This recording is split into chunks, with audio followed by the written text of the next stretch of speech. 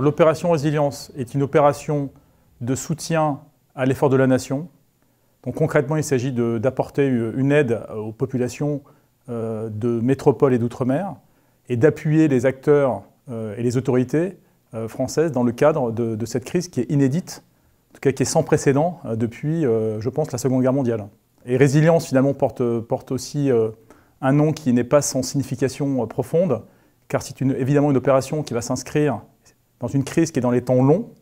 Donc le but, c'est de faire preuve de persévérance, de patience, d'endurance, donc de fait de résilience, pour affronter tous les défis que cette crise va poser aujourd'hui et dans les semaines, les mois à venir.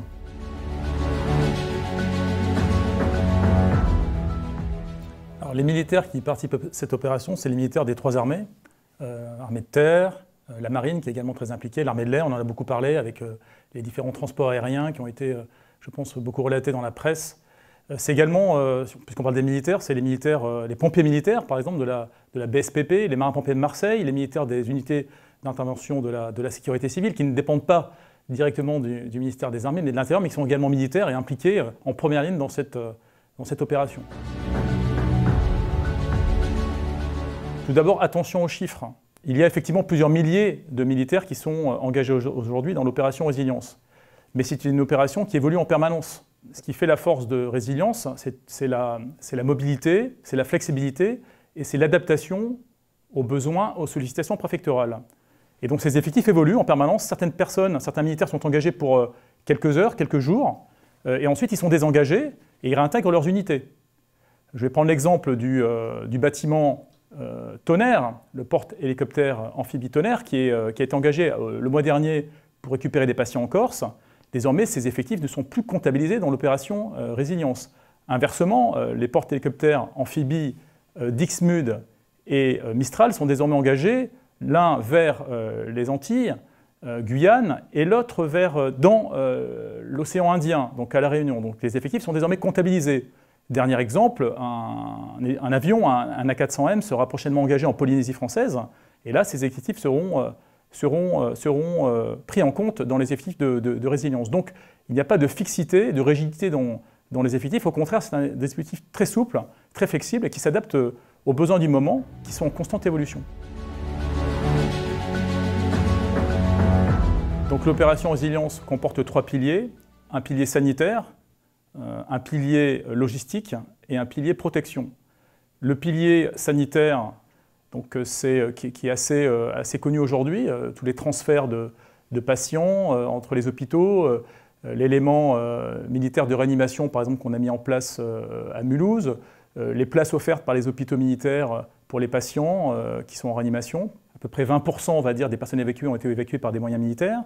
C'est un volet logistique, par exemple du transport de matériel médical, transport de masques, transport de matériel sanitaire, et dans les trois milieux, protection de sites sensibles, de sites de stockage de médicaments, de stockage de masques, protection de pharmacies, protection d'hôpitaux, protection des patients évacués dans les gares, où on va déployer des dispositifs au départ des trains et à l'arrivée des trains pour assurer une sécurité du dispositif. Ce sont deux opérations très distinctes. L'opération Sentinelle, c'est une opération contre le terrorisme militarisé, contre les groupes terroristes militarisés, tels que ceux qui se sont exprimés de façon tragique lors des attentats du Bataclan. Donc l'opération Sentinelle, c'est une opération de combat, dont le but est le combat et de protéger les Français contre des gens qui veulent nuire à la population française, qui veulent leur infliger des pertes, des morts et des blessés. L'opération Résilience, c'est une opération de soutien à la population et aux autorités civiles dans le cadre d'une crise sanitaire. Donc la différence, elle est dans la finalité qui est portée par les deux opérations. Les armées ne font ni du maintien de l'ordre dans l'opération Sentinelle, ni dans l'opération Résilience. Le maintien de l'ordre est du ressort des forces de sécurité intérieure. La coordination avec les autorités civiles est essentielle, puisque ce sont bien les autorités civiles qui sont menantes et les armées contribuent à l'effort de la nation dans le cadre d'une stratégie ministérielle. Cette coordination se fait à travers une chaîne d'organisation qui s'appelle la chaîne OTIAD, qui s'appuie sur la chaîne préfectorale. Donc en commençant au niveau départemental, au niveau des préfets de département, qui ont un conseiller militaire, qu'on appelle le délégué militaire départemental. Ensuite, le maillon le plus essentiel de la gestion de la crise, c'est au niveau zonal, entre le préfet de région, le général commandant la zone de défense, il y en a 12, 7 en métropole et 5 outre-mer, et un troisième acteur qui sont les autorités sanitaires, donc les ARS au niveau régional. Et puis, il y a également une coordination qui est très active au niveau central, au niveau parisien, donc à travers une cellule qui est dédiée pour le dialogue avec le ministère de l'Intérieur. Et puis encore au sommet, vous avez la cellule interministérielle de crise, la CIC, qui est présidée par le Premier ministre, où les armées sont représentées dans différentes cellules. Donc cette coordination, en fait, elle se fait tous les jours, de façon très active, et à différents niveaux, donc du niveau départemental, et jusqu'au niveau central, au niveau parisien. Renforcer un échelon civil, c'est apporter des compétences, notamment en planification, par exemple, ou en logistique. Les militaires ont un savoir-faire qui est très développé en logistique, complexe, en situation de crise, en situation dégradée, ce qui est le cas actuellement. Et la force des militaires, c'est de ne pas se focaliser sur l'instant présent, mais de toujours avoir cet impératif d'anticipation, de planification, parce qu'il ne faut pas insulter l'avenir, il ne faut pas épuiser ses forces, il faut toujours voir le plus loin possible.